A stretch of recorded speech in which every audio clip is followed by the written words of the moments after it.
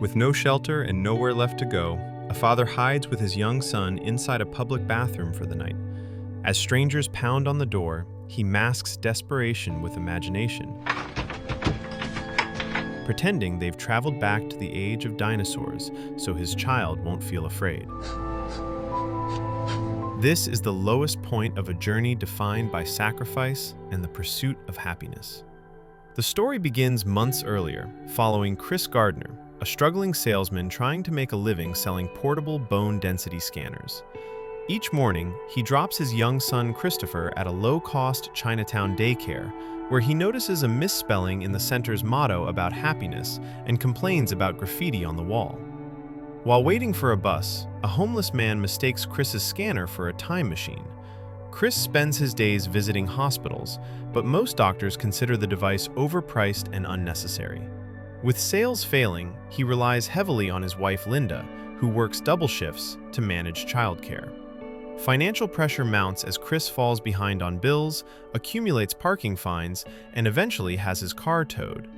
That night, an argument erupts when Linda asks about unpaid taxes and learns Chris has requested yet another extension. After Linda leaves for work, Chris struggles to solve a Rubik's Cube given to Christopher. The next day, he sees a man driving a red Ferrari and learns he is a stockbroker, discovering that success in the field depends more on math and people skills than formal education. Watching others who seem content, Chris grows restless and inspired. He tells Linda he plans to apply for a stockbroker job, but she dismisses the idea as unrealistic and urges him to quit the scanner business, reminding him of their overdue rent. Chris insists he is trying to secure a better future for his family. Chris visits a brokerage firm to apply, but leaves his scanner with a street performer outside to watch it for him. Inside, an HR clerk explains that applications are forwarded to Jay Twistle at the main office. Mid-conversation, Chris sees the performer flee with his scanner and gives chase, but she escapes onto a train. He returns home with the application, unable to sleep, tormented by the loss of the device which was his last financial hope. The next morning, Chris watches a news report about a professor solving a Rubik's Cube, then promises Linda he will sell the scanner. Let's say goodbye to it because I'm coming back without it. On the way to daycare, he learns the children spend most of their time watching TV, and when he complains, a caretaker dismisses him for paying less and being late with fees. Chris later goes to Dean Witter to submit his application to Jay Twistle, but the meeting is rushed. Outside, he spots the street performer with his stolen scanner, chases her through the streets, and finally recovers it. However, he returns home with both devices, breaking his promise to Linda and deepening her disappointment, and she refuses to listen to his excuses. If this video is striking emotional nerves, please like it. Soon after, Chris corners Jay Twistle while he is hailing a taxi and talks his way into sharing the ride. Inside, Jay ignores him while struggling with a Rubik's Cube, until Chris solves it, impressing both Jay and the driver. Jay exits, leaving Chris to pay the fare with his last $5. Trying to flee, Chris realizes he has left his scanner behind, rushes back for it, and escapes into the subway. But the device slips from his hand as the train doors close and is taken by the same homeless man who once mistook it for a time machine. That night, Chris apologizes to Linda for missing daycare, but she tells him she and Christopher are leaving. Chris, I'm leaving. He returns home to find them gone, then receives a call from Jay asking him to note his secretary's number, which Chris struggles to memorize without a pen. The next day, Chris confronts Linda, who admits she is unhappy. He lets her go, but insists their son stay with him for the day. Christopher's living with me! That night, the landlord demands overdue rent and orders them out, suggesting a cheaper motel instead. Desperate, Chris bargains for time and earns a 1-week extension by agreeing to repaint the apartment. While painting the next day, police arrive and take Chris to the station over unpaid parking tickets. Though he pays, verification is delayed until morning, forcing him to spend the night in custody and miss picking up Christopher, whom Linda reluctantly agrees to watch. Chris races straight from the station to his Dean Witter interview, still in wrinkled clothes. Instead of lying, he admits the truth, and his honesty and quick wit win over the panel despite initial skepticism. Jay later tells him he made a strong impression, though the job requires a 6-month unpaid internship with only one hire.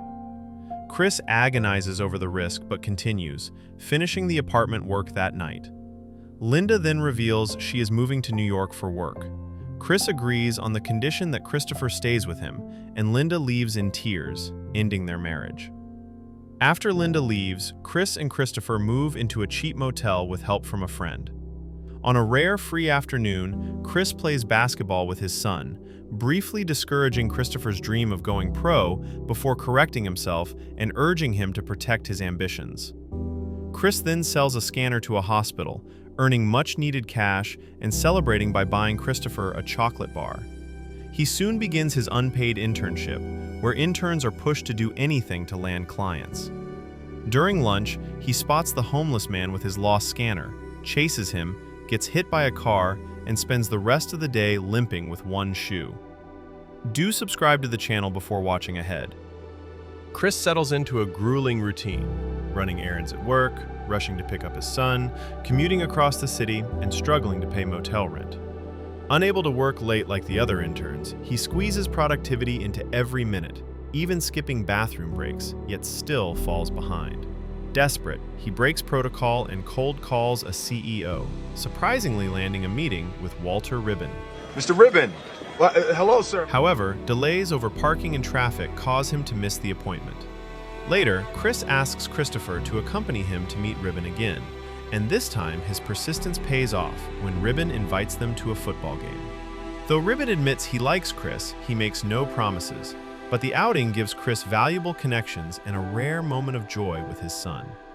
After 4 months, Chris manages to sell all his scanners, barely earning enough to survive the internship.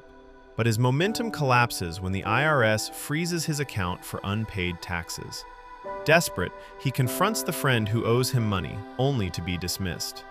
Later, while watching Christopher at a playground, Chris spots the scanner he lost on the subway and recovers it from the homeless man who insists it is a time machine. Hoping for relief, Chris rushes to sell it, but learns the device is broken. Although the hospital agrees to buy it once repaired, Chris is left devastated, with no money and no immediate solution. That night, Chris and Christopher return to their motel to find their belongings dumped outside and the locks changed.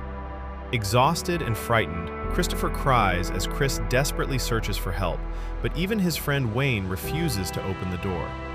With nowhere else to go, they wander into a train station, where Christopher insists the device isn't really a time machine.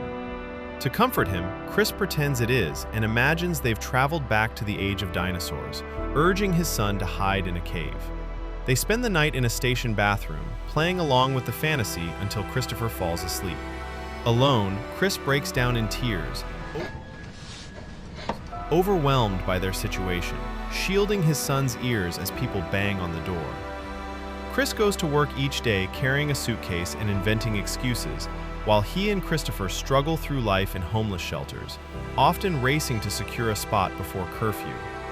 Their days settle into a harsh routine of long lines, late nights, and Chris studying by streetlights for his internship exam, while juggling work calls to avoid losing shelter access. Despite having almost nothing, Chris gives his last $5 to Martin Frome, one of the interview panel members, when he asks for help after forgetting his wallet at the office. He later donates blood to earn money to fix the broken scanner. When Christopher fears his mother left because of him, Chris reassures him. Did Mom leave because of me? And that night, he finally repairs the device, clinging to renewed hope.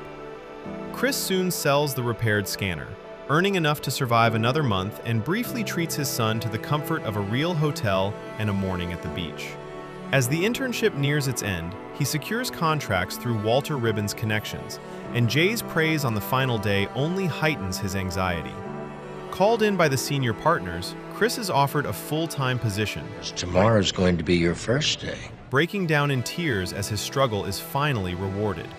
He thanks them, and Martin Frome returns the $5 he once borrowed from Chris.